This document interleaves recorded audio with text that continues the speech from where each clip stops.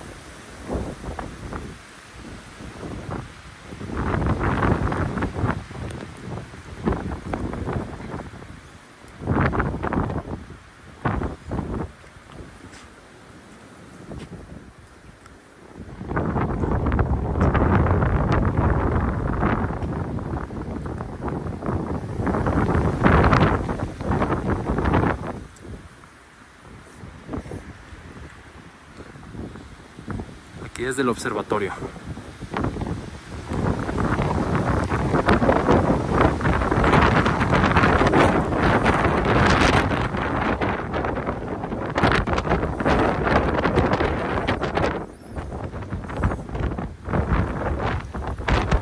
Donde podemos contemplar la mejor vista de toda la ciudad.